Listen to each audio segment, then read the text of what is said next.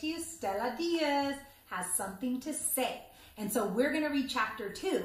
And I hope you were with us yesterday when we talked all about chapter 1, Stella and her mom, the albondiga soup, and her brother Nick. So let's see what happens now in chapter 2.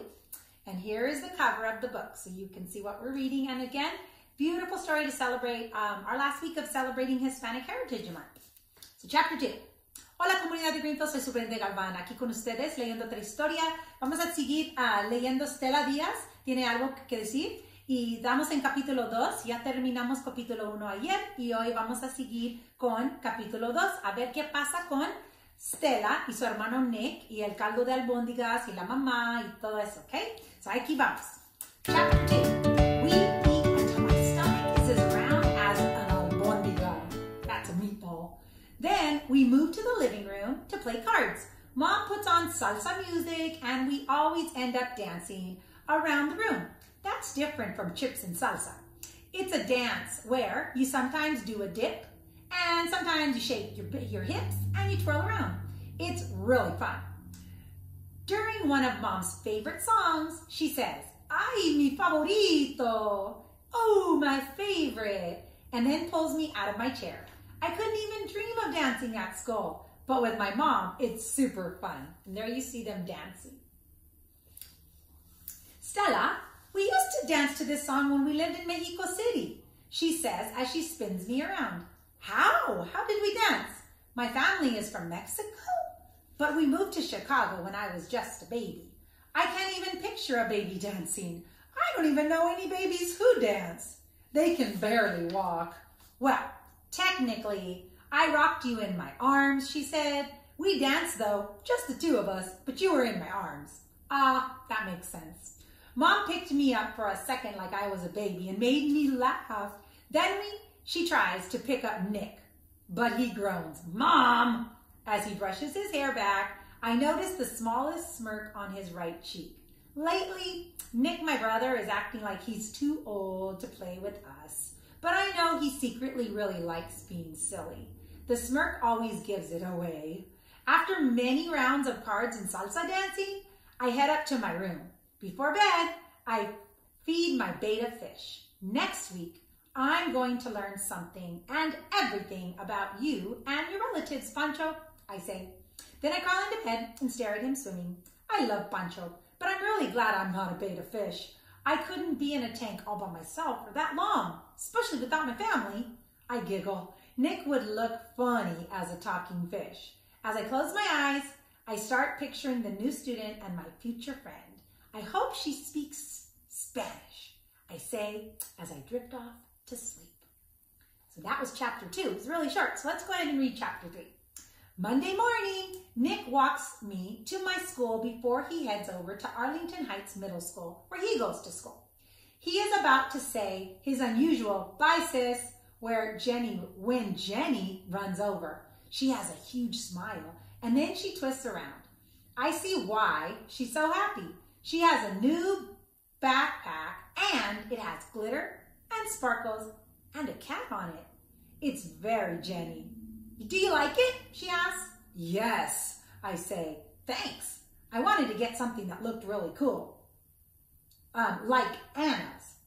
Who? I asked. Who's Anna? Anna, she's in my class. She has the best taste. Nick rolls his eyes. Ugh, girls. He does not like it when girls sparkle or have sparkly stuff. Then he rubs my head and takes off as Jenny and I walk into our school. I almost forgot, Jenny said. I have lychee candy for you. My mom went to the Vietnamese market to get it for us. She opens her backpack to give me a piece of candy, and I lick my lips. Jenny's family is from Vietnam. But unlike me, Jenny was born here in Chicago. Yum, I say, popping a piece of candy in my mouth. Jenny nods and looks into her classroom. Oh, I see Anna. I have to show her my new backpack. See you at lunch, Stella. Bye. The backpack that looks like Anna's bounces as Jenny runs into the classroom. From where I'm standing, I can see Jenny talking to Anna, but only the back of Anna's head. Who is this girl named Anna? I sigh. And I looked down at my best friend's bracelet Jenny gave me over the summer. It suddenly looked smaller than usual, especially compared to a backpack. I'm glad Jenny isn't lonely in her class, but she and I are the only ones who are supposed to match. If there was a rule book for best friends, I'm sure rules are saying that matching would be on the top 10 of that list. It's just part of being best friends. We match. Luckily, I start feeling better as soon as I get to my room and see Mrs. Bell standing in front of that whiteboard. She's wearing polka dots again. There's my favorite, she told us as the first day of class, which made us happy. Polka dots are my favorite too. I sit down in my assigned seat as Miss Bell carefully starts to write on our agenda the things that we have to do for today. Library visit, sustained silent reading, lunchtime, story time, and science. I copy it down in my spiral notebook, and then I add a 6th item to my schedule. It is make a new friend. Today is going to be a good day. Miss Bell, are you going to read from Help, I'm Prisoner in the Library again today at lunch? He's one of the loudest persons in our class when he made the comment to our teacher. And his best friend is Ben Shaw, the class clown. Seems only appropriate since we're visiting the library, isn't it? She said loudly. Hearing this makes me feel happy. Even though we can all read very well, Miss Bell reads, her read-alouds are the best. Suddenly, the bell rings. I open my eyes. The classroom is full except for the one empty desk where the new kid, aka my new best friend, is going to sit. I bet she will have the best taste, even better than Anna's. So we'll see. So that was chapter 2 and chapter 3. Tomorrow we get to read chapter 4. So stay tuned. This is Stella Diaz Has Something to Say. I wonder what's going to happen with that new best friend.